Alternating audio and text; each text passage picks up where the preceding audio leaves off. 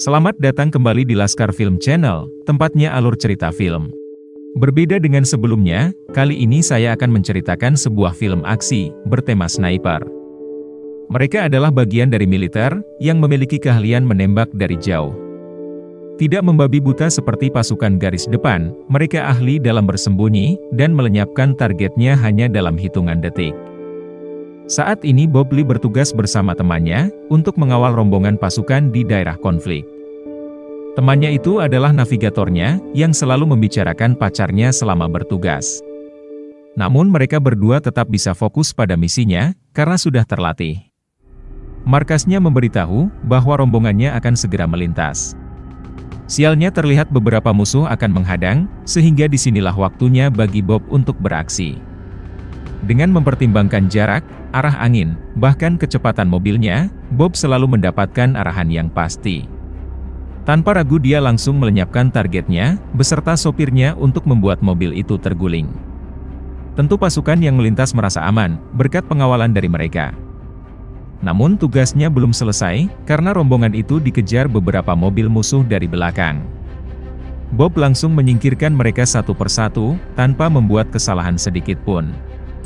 Musuhnya itu langsung panik, karena menyadari bahwa seorang sniper sedang memburunya dari jauh. Lokasinya yang tidak diketahui, hanya bisa membuat musuhnya kesulitan membalasnya. Merasa sudah cukup dalam misinya, mereka berdua meminta bantuan dari markasnya.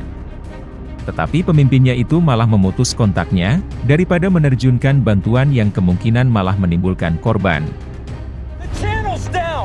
Sudah kecewa dengan keputusannya itu, tiba-tiba helikopter musuh datang ke sana, yang membuat Bob langsung sadar. Mereka akan segera ditemukan, sehingga lebih baik menyerangnya lebih dulu. Ini adalah mimpi buruk bagi seorang sniper, karena posisinya sudah diketahui dan dihujani peluru.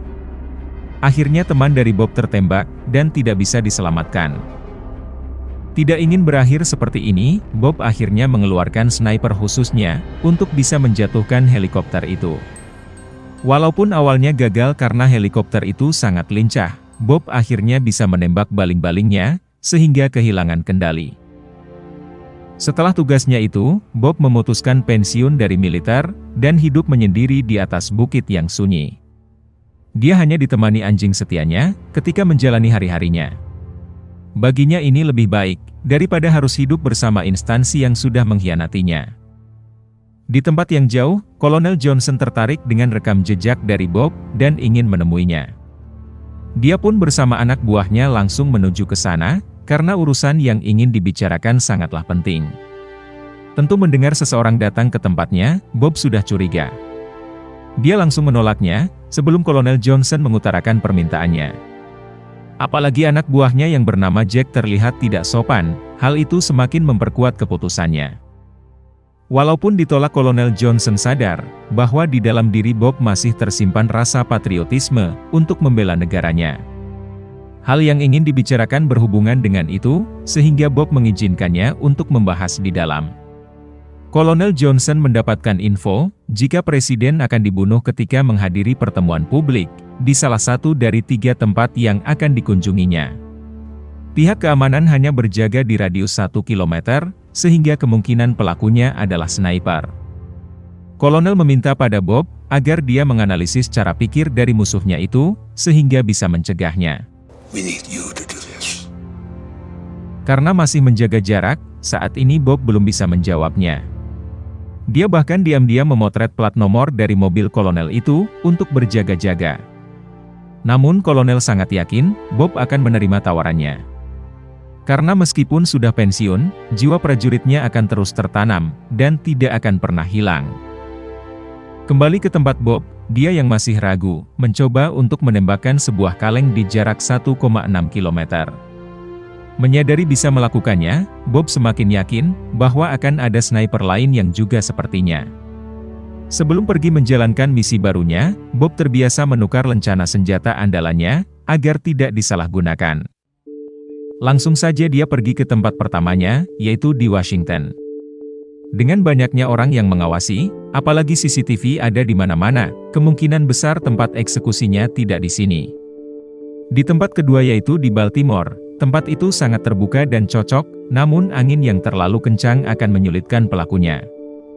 Dan akhirnya di tempat ketiga ini, yaitu Philadelphia, tempat ini memiliki beberapa gedung tinggi yang sesuai, dengan jarak lebih dari 1,7 km dari lokasi presiden akan berdiri. Sehingga menurut analisisnya dari ketiga tempat, Philadelphia akan dipilih sniper itu sebagai tempat eksekusinya. You can kill him from that far away. Kolonel takjub dengan pemikirannya itu, dan bahkan dia ingin mengajak Bob untuk ikut menjadi bagian dari tim pengamanan. Karena ini semua demi negara, Bob pun menerimanya. Akhirnya hari yang ditunggu sudah tiba, yaitu pertemuan presiden dengan publik di tempat yang ditentukan. Bob bersama tim ini ikut berjaga di dalam dan di luar, bahkan FBI menaruh anggotanya bernama Nick mengawasi jalanan. Di pertemuan ini hadir juga Uskup Agung dari Ethiopia, yang memperjuangkan kemanusiaan. Setelah pertemuan ini dia akan memberikan data ke presiden, soal temuan pembantaian massal yang ada di negaranya. Namun Bob tidak mempedulikan urusan itu, apalagi saat ini dia curiga dengan lokasi pita kuning yang tiba-tiba ada di sana, karena mempermudah sniper mengetahui kecepatan anginnya. Ditambah lagi seorang polisi juga muncul di ruangan ini, padahal semua sedang sibuk menjalankan tugasnya. Melihat presiden sudah naik ke panggung, dari tempat yang jauh, sosok misterius sudah mempersiapkan senjatanya. Insting dari Bob mengatakan, sesuatu yang besar akan terjadi. Apalagi dengan angin yang mulai menghilang, sniper itu pasti akan melakukannya saat ini juga, yang ternyata benar.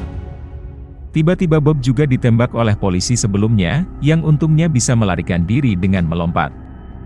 Kepanikan juga tidak hanya ada di luar, tetapi bagi Bob sendiri, yang harus lari dari polisi yang menembakinya. Ternyata ini adalah rencana dari kolonel, untuk mengkambing hitamkan Bob sebagai pelakunya. He's bleeding. Kill him. Dia bahkan sudah mencuri sniper miliknya, dan menaruh di TKP palsu buatannya. Kini semua pihak sedang memburu Bob, dengan kekuatan penuh.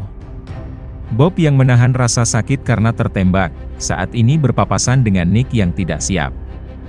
Dia berhasil menjatuhkan, dan memberitahu bahwa bukan dia yang membunuh presiden.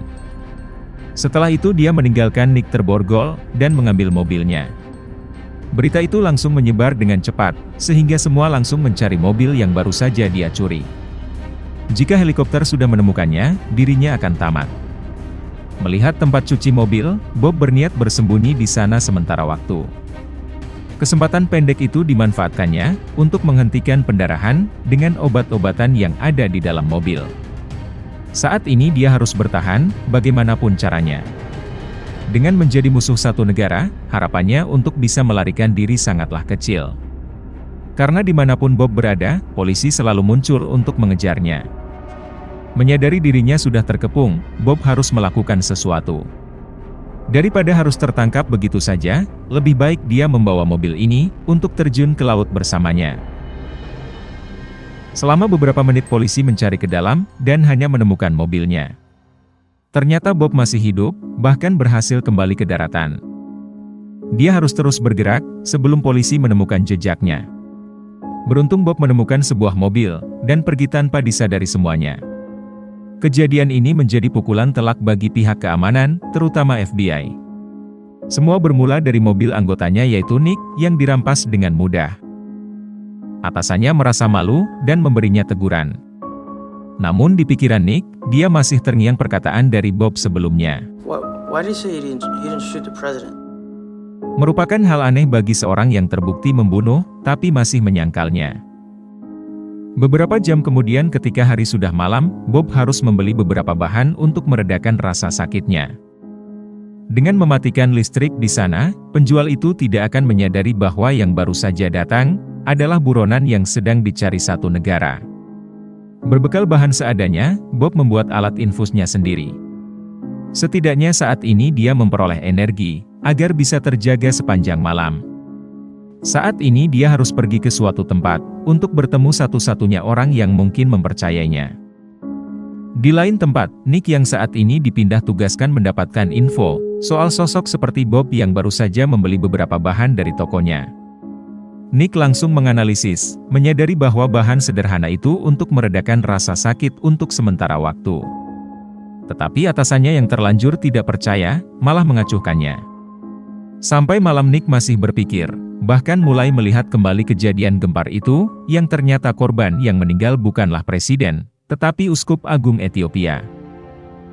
Kembali ke tempat Bob, paginya dia sudah ada di suatu rumah. Pemiliknya adalah Sarah, pacar dari navigatornya ketika di militer. Walaupun belum pernah bertemu, tentu Sarah mengetahuinya, lewat surat yang dikirimkan pacarnya dahulu ketika masih hidup. Bob meminta tolong padanya, untuk menjahit lukanya yang masih terbuka. I wouldn't have come all the way here to lie to you. Tentu Sarah membantunya, terlebih Bob adalah sahabat dari pacarnya dahulu. Setelah meninggal, setiap tahunnya Bob selalu mengirim karangan bunga pada Sarah, untuk memperingati kepergian sahabatnya itu. Mereka berdua merasakan kesedihan yang sama, kehilangan orang yang sangat berharga di hidupnya. Oleh karena itu Sarah akan membantu Bob, semaksimal yang dia bisa. Saat ini di pikirannya, Bob mengulang semua kejadian yang membuatnya seperti ini. Ketika bangun dan sudah lebih tenang, Sarah mengatakan bahwa korban yang meninggal, sebenarnya adalah uskup agung Ethiopia. Di situ akhirnya Bob sadar, kolonel ingin mencegah rahasia besar yang ingin disampaikan uskup itu, kepada presiden. Dengan ini Bob sudah membuat keputusan untuk membalasnya, terlebih karena sudah menjebaknya. Save my life. Langkah pertamanya adalah, dengan melibatkan seseorang yang mungkin bisa membantunya. Alordes, salah satu sekretaris di FBI, penasaran dengan Nick yang ada di kantor sampai pagi. Semakin banyak data yang dia kumpulkan, semakin menunjukkan bahwa Bob bukanlah pelaku sebenarnya. Apalagi berdasarkan catatan rekornya selama menjadi sniper, tembakannya tidak pernah meleset, bahkan di jarak lebih dari 1 kilometer. Dan jika dia mengincar presiden, sangat tidak mungkin jika sasarannya akan meleset sejauh itu, dan mengenai uskup. It doesn't make any sense. Ingin meminta keterangan dari polisi yang menembak Bob, sayangnya Alordes memberitahu, bahwa semalam polisi itu terbunuh oleh sosok yang tidak dikenal. Hal ini semakin menguatkan teori dari Nick, jika kejadian sebenarnya lebih besar dari perkiraan kita semua. Dia pun mengunjungi setiap gedung tinggi, yang radiusnya di atas 1 kilometer dari tempat kejadian. Akhirnya Nick masuk ke atas menara gereja, dan menemukan lubang mencurigakan. Dia langsung mengukurnya, dan yang ditemukan adalah sebuah susunan persegi. Bertanya pada beberapa perakit senjata, akhirnya Nick menemukan alat yang mencengangkan, yaitu sebuah sniper yang digerakkan menggunakan remote. Saat ini Sarah yang menyamar sudah menemukan Nick, dan memberikan foto sebuah plat nomor mobil, yang ingin Bob tunjukkan kepadanya. Foto ini bisa mengungkap, siapa dalang dibalik rencana pembunuhan sebelumnya. Dari luar Bob hanya memperhatikan, dan berharap Nick bisa segera mengetahui kebenarannya. Tentu saja Nick yang dari awal sudah meneliti kasus ini, langsung mencarinya dari data pemerintahan. Sayangnya khusus untuk nomor ini, pemerintah merahasiakan identitasnya, sehingga Nick yang semakin curiga meminta tolong pada Alordes. Dia pun akan membantu membukakannya, asalkan Nick langsung melaporkan hasil temuannya. Di waktu yang sama kolonel menyadari, jika sistemnya baru saja diakses seseorang, yaitu Nick. Tidak ingin rahasianya terkuak, kolonel langsung menyuruh beberapa orang untuk menculik Nick, yang sedang menelpon Alordes. Nick dibawa ke suatu tempat, dan disiksa. Take him out, get him ready. Mereka ingin melenyapkannya, dengan seolah-olah bunuh diri. Namun ketika salah satunya sedang memasangkan alatnya, tiba-tiba dia tertembak dari jauh. Mereka langsung tumbang satu persatu, tanpa melihat lawannya, yang ternyata Bob. Dia berhasil menyelamatkan Nick, dan ingin meminta bantuannya. So you get it straight. You in or you out? Tentu saja Nick yang percaya bahwa Bob dijebak pada kasus sebelumnya, bersedia ikut bersamanya. Mereka pun pergi ke suatu tempat, untuk menemui seorang legenda perakit senjata. Orang itu bernama Tuan Reid, yang mengetahui seluruh sniper hebat di dunia. Bob bertanya kepadanya, siapa saja yang bisa menembak targetnya dengan tepat, di jarak lebih dari 2 kilometer. Tentu saja ada beberapa yang bisa, namun kebanyakan dari mereka sudah meninggal. There was one guy. Hanya tersisa satu orang, tetapi saat ini kondisi kakinya cacat, sehingga tidak mungkin bisa mengangkat senjata. Mendengar itu Bob menyadari, bahwa dia sepertinya pernah bertemu dengan orang itu, ketika bersama kolonel. Kini alat yang ditemukan Nick menjadi masuk akal jika khusus disediakan untuknya. Menggunakan telepon umum, Nick menyuruh Alordes mencari tahu keberadaan dari Mihailo yang merupakan pembunuh sebenarnya. Saat ini orang itu selalu bersama kolonel yang masih gelisah karena belum bisa menemukan Bob. Tentu targetnya itu saat ini sedang mencari tahu pembunuh sebenarnya, sehingga kolonel ingin menjebaknya dengan Mihailo sendiri sebagai umpannya. Dia juga sudah mengetahui bahwa ada seorang wanita yang selama ini ikut membantu Bob. Wanita itu akan dia jadikan sandera untuk menekannya. Bergegas, anak buahnya menuju ke rumah Sarah. Walaupun bisa melawan, akhirnya dia tertangkap dan disiksa. Usaha yang dilakukan kolonel saat ini tak lain untuk menutupi kejahatan internasionalnya bersama Senator Charles. Mereka melenyapkan Uskup Agung Ethiopia, agar pembantaiannya pada warga sipil tidak sampai di telinga presiden. Di tempat lain, Bob sudah mengetahui lokasi dari Mihailo. Sadar bahwa ini adalah jebakan, mereka berdua harus mempersiapkan diri terlebih dahulu. Mereka mengumpulkan semua alat dan bahan yang dibutuhkan untuk membuat peledak. Bob ingin melatih Nick tentang dasar menjadi seorang sniper, agar bisa membantunya dalam pertempuran. Don't let anything distract you. Tentu hal ini tidak mudah, tetapi dia harus menguasainya secepatnya. Setelah semua persiapan selesai, mereka langsung menjalankan rencananya. Nick bertugas mengawasi dan memberitahu keberadaan musuh, sedangkan Bob sendiri yang akan menghabisinya. Dia juga memasang beberapa peledak untuk berjaga-jaga jika bantuan datang. Saat ini dia harus melenyapkan penjaganya dengan perlahan, agar tidak diketahui Mihailo dari dalam. Bob semakin dekat dengan targetnya, dan berkat Nick, dia berhasil melenyapkan penjaga terakhir. Kini hanya ada Mihailo sendiri, sehingga Bob langsung muncul di depannya. Mihailo sadar bahwa nyawanya sebentar lagi akan hilang. Sebenarnya dia seperti Bob, yang hanya diperalat oleh kolonel. They came for me, like they came for you. Tetapi karena cacat pada kakinya, dia hanya bisa menurut dan menunggu ajalnya tiba. Sebagai hadiah Mihailo memberitahu semuanya, termasuk Senator Charles sebagai atasan dari kolonel. Mereka ingin menutupi kejahatannya selama ini, tentu dengan segala cara. Sebelum bunuh diri, dia juga memberitahu bahwa tempat ini sudah dikepung oleh pasukan dari kolonel. Sarah juga sudah mereka sandera, sehingga Bob harus bergegas jika ingin menyelamatkannya. Nick membenarkan perkataannya itu, karena banyak orang sudah muncul di lokasinya. Go to hide too. Roger that. Bob langsung menghabisi musuh yang mencoba masuk, sedangkan Nick langsung berlari ke posisi berikutnya. Beruntung mereka sudah memasang beberapa peledak, sehingga bisa membantu Bob untuk mengacaukan musuh ketika keluar. Ledakan itu terjadi berkali-kali, bahkan musuhnya itu terjebak di dalamnya. Bob langsung berlari keluar, sambil dijaga Nick dari jauh. Sesuatu yang ditakutkan pun sudah tiba, yaitu tim helikopter yang dengan mudah langsung mengetahui lokasi mereka berdua. Tidak ingin hal buruk seperti masa lalunya terjadi lagi, Bob menyuruh Nick untuk berpindah. Beruntung dia melihat tabung gas berukuran besar, dan ketika helikopter itu fokus mengincar Nick, Bob langsung menembaknya. Helikopter itu terkena ledakan, sehingga membuatnya tidak terkendali dan terjatuh. Kejadian itu langsung diketahui FBI, yang terlihat kebingungan. Start a trace. Got it. Tiba-tiba Nick menelpon atasannya itu, dan memberitahu bahwa masalah sebenarnya lebih besar dari yang mereka duga. Seperti yang diperkirakan, kolonel yang juga menyadap telepon itu langsung menghubungi Bob. Mengetahui Sarah ada di tangannya, Bob juga sudah merekam pembicaraannya dengan Mihailo, yang mengatakan tentang seluruh kebenarannya. Tidak ingin rekaman itu tersebar, kolonel menuruti permintaan Bob untuk bernegosiasi. Bahkan ketika Bob menyuruh Sarah bersama Senator Charles harus ikut, kolonel tidak bisa menolaknya. Bob memilih lokasinya, yang ada di gunung bersalju. Dengan medan seperti ini, para sniper bisa memaksimalkan kemampuannya. Senator Charles juga sudah datang, yang ditunggu kolonel dan lainnya. Mereka tidak khawatir, karena juga sudah menyiapkan sebuah rencana. Setelah menunggu, akhirnya seseorang dari jauh mendekat. Sayangnya dia langsung tertembak oleh sniper yang disiapkan kolonel. Mengira sudah berhasil, tiba-tiba sniper itu dihabisi seseorang.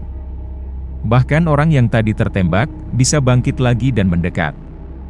Semuanya kaget, ternyata orang itu bukanlah Bob, tetapi Nick. Dia memakai plat baja, dan bertugas sebagai umpan. Is there anybody else? No. Senator Charles berbohong, jika tidak ada sniper lain di sisinya. Tetapi lagi-lagi, sniper lain ditemukan oleh Bob dan dihabisi. Bahkan temannya yang akhirnya mengetahui lokasinya, masih kalah cepat dengan tembakannya. Mereka salah memilih lawan, karena saat ini Bob adalah salah satu sniper terbaik di dunia. Jack yang sudah menyakiti Sarah, bahkan hanya dijadikan bulan-bulanannya. Dan setelah semua hal yang mengancam sudah hilang, Bob akhirnya menunjukkan diri. Sekarang mereka bisa bernegosiasi, tanpa ada yang ditutup-tutupi. Seperti politikus pada umumnya, melihat kemampuan musuhnya yang luar biasa, tanpa malu Charles ingin merekrutnya. Namun setelah apa yang Bob alami selama ini, ditambah kejahatan dari mereka berdua yang sudah dia ketahui, tentu Bob langsung menolaknya. Dia hanya ingin membersihkan namanya, dan hidup tenang seperti dulu. Di waktu yang sama FBI juga sudah menemukan lokasinya, dan langsung menuju ke sana. Kini urusannya tidak akan diselesaikan dengan jalan kekerasan, tetapi dengan peradilan, yang tentu akan lebih sulit. Bob sudah menyadarinya, tetapi semua ini demi nama baiknya. I won. You lost. Akhirnya FBI sudah sampai di sana, dan langsung menangkap Bob yang tidak berniat melawan. Beberapa hari kemudian, dia dibawa ke Washington untuk disidang. Selain menghadirkan tersangka, hakim juga sudah mengundang Kolonel Johnson. Mencoba untuk tetap netral, hakim mempersilahkan Bob untuk melakukan pembelaan. Senjata di depannya adalah milik Bob, yang katanya ditemukan pihak keamanan di sekitar tempat kejadian. Mereka membenarkan hal itu, karena ditemukan selongsong peluru di sekitarnya. Disinilah Bob membuktikan, bahwa senjata ini bukan yang dipakai oleh pembunuhnya. Karena meskipun diisi peluru dan ditembak, senjata ini tidak akan bisa digunakan.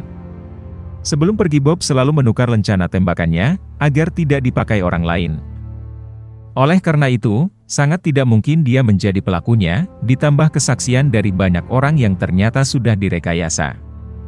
Dia hanya direkrut oleh Kolonel Johnson untuk bergabung dalam tim pengamanan, yang ternyata malah dijadikan tumbal. Menyadari sudah mulai terpojok, Kolonel tidak mau menanggapinya. Nick memberikan foto dari korban pembantaian massal kepada hakim, yang dilakukan Kolonel di masa lalu. Namun karena kejahatan ini sudah bersifat internasional, dengan berat hati hakim tidak memiliki wewenang untuk memprosesnya. Lagi-lagi, hukum menguntungkan bagi orang yang berkuasa. Mereka bisa bebas dengan mudah, berbeda dengan orang biasa. Walaupun dinyatakan tidak bersalah, Bob masih tidak tenang, melihat keadilan kalah di depan matanya. Malamnya Kolonel dan Senator Charles mengadakan pesta, atas kemenangan mudahnya di pengadilan. Apapun yang mereka lakukan, hukum tidak akan menjeratnya, karena merekalah penguasanya. The truth is what I say it is. Namun mereka lupa, hal itu hanya berlaku bagi orang yang mau tunduk pada aturan yang sama. Tiba-tiba satu penjaganya jatuh, dan Kolonel dengan cepat tertembak. Mereka langsung sadar, saat ini Bob sedang memburunya. Kendaraan juga sudah dihancurkan, agar mereka tetap terkurung di sini. Kali ini Bob tidak akan memberi ampun, dan menghabisi semuanya. Inilah hukuman yang harus mereka terima, tentu dengan tangannya sendiri. Siapa yang tidak frustasi, mengabdikan diri pada sesuatu, tetapi dijebak dan dikhianati. Apalagi jika hukum tidak bisa memberikan keadilan, maka keadilan itulah yang akan mencari hukumnya sendiri. Semoga penonton sekalian menikmatinya. Dan tak lupa bantuannya untuk komen sebanyak-banyaknya, like, share, subscribe channel ini, dan tekan tombol loncengnya. Karena hanya dengan kalian, channel ini bisa berkembang. Sekian dan terima kasih, sampai jumpa di film menarik berikutnya.